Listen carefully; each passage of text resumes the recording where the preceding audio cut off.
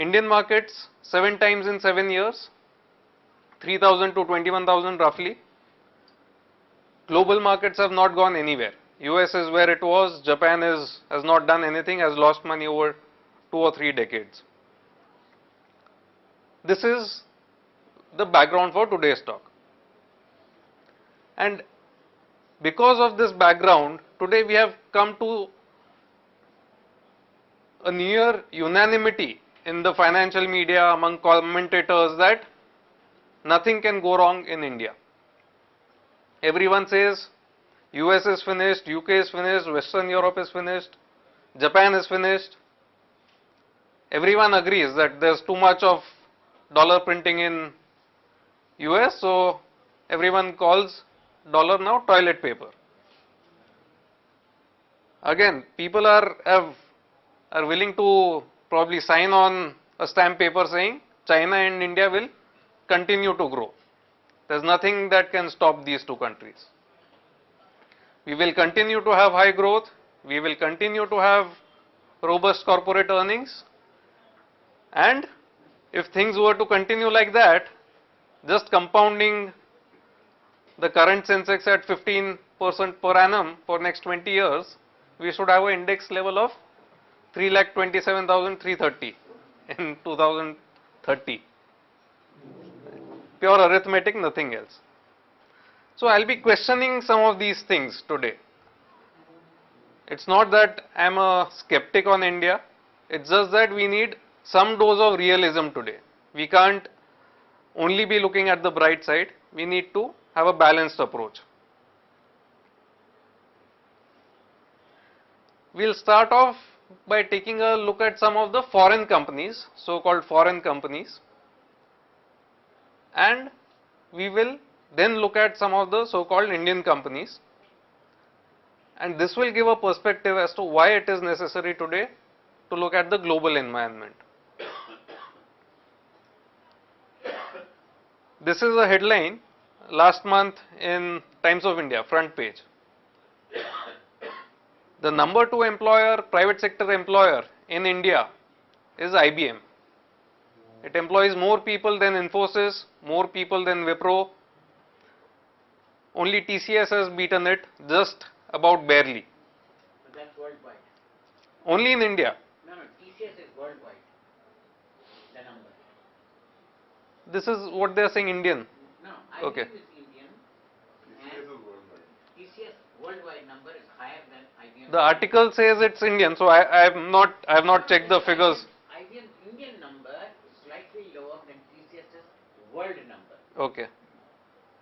TCS Indian number is much smaller than the IBM's Indian. Here the article says Tata Consultancy Services is largest private sector employer in India. So I don't know the That's factual. a company, so Again, probably IBM leads TCS because IBM refuses to share its numbers publicly because they fear the backlash in US. From 2007 they have stopped disclosing their number of Indian employees. So some estimates actually put the number higher than TCS. And number 5 is Cognizant. It employs more people than Tata Steel, Cognizant in India. This is one foreign company that I wanted to highlight. Look at this other foreign company, Suzuki Motor Corporation. 34% of its profits come from Maruti in India, of its global profits. Look at this company, Standard Chartered Bank. It's listed on the London Stock Exchange.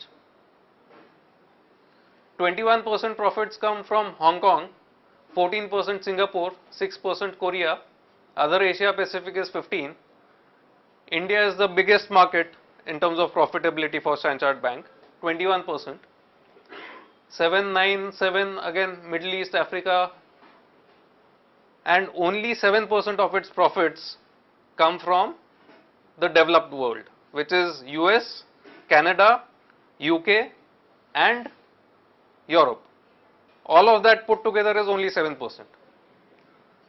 So this is essentially a emerging markets bank today. This is again from the newspapers. HSBC Group CEO had moved to Hong Kong. Of course, this fellow is resigned now, but the CEO's office now is in Hong Kong rather than London. So these are some of the foreign companies. Now let us look at some of the Indian companies, some of the companies listed in India. Look at Tata Global Beverages. This is a company which was earlier called Tata Tea. 29% of its sales is in India, rest of the sales comes globally. So the question is Suzuki more Indian or is Tata Tea more Indian?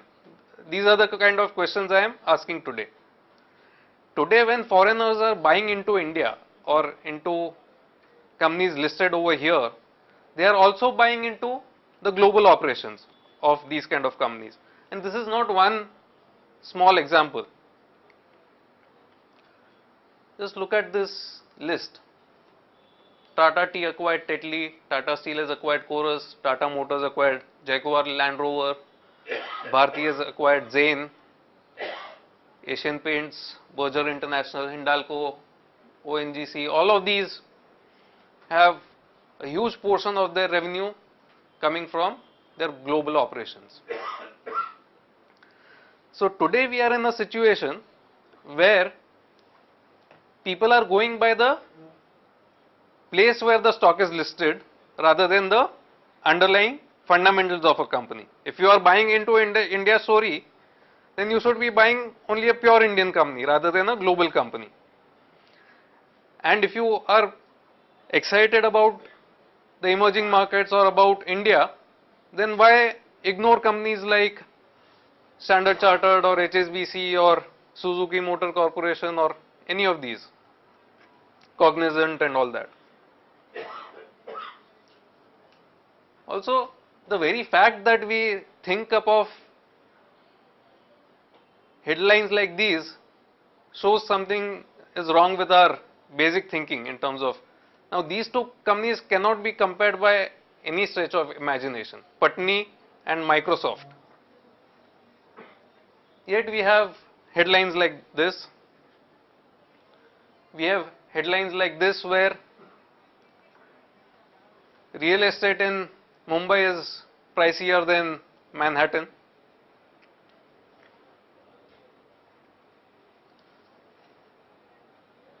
So this is the kind of optimism that we have. Just because a company is listed in India, it should get a premium. Just because India is a growth story, people can demand any kind of salaries, not just at the CEO level, even middle level and lower down. And we are confident that growth will keep happening. Even assuming that growth will keep happening, even assuming that we churn out 8%, 9%, 10% growth rates, what does GDP growth mean?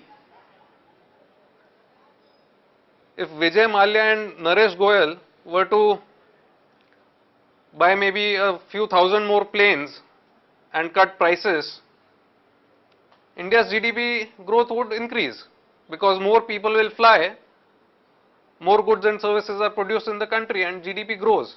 Does that mean that profit for Jet Airways and Kingfisher will grow? Answer would be no. So GDP growth automatically does not result in profit growth. Even if profit growth were to happen, there could be equity dilution. So EPS growth need not be in line with corporate profit growth.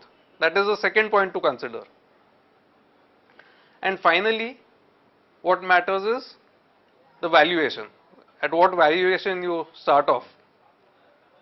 The very fact that people are asking questions like this, is there a link between GDP growth and equity returns? This is a MSCI research report which came out in May 2010. And surprise, surprise, the answer that they came out with is that there is a negative correlation between high growth countries and their stock market returns. Over periods as long as half a decade, half a century. Over 50 years they have seen this. So companies in low growth economies have delivered higher returns as compared to companies in high growth economies.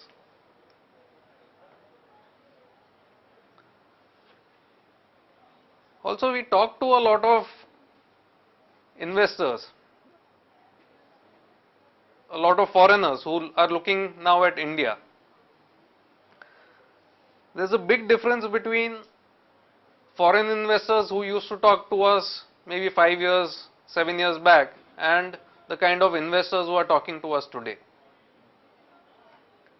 The kind of investors talking to us today have never seen Indian companies, never worked with them. They don't have an idea of the culture in India or how business runs over here. They have only seen past returns. These are the kind of people who are running after participatory notes and who are buying into exchange traded funds listed globally. That is the kind of money coming in today. It's not old India hands who are getting excited about investing in India. It's the new rich or the new money globally who are chasing past returns.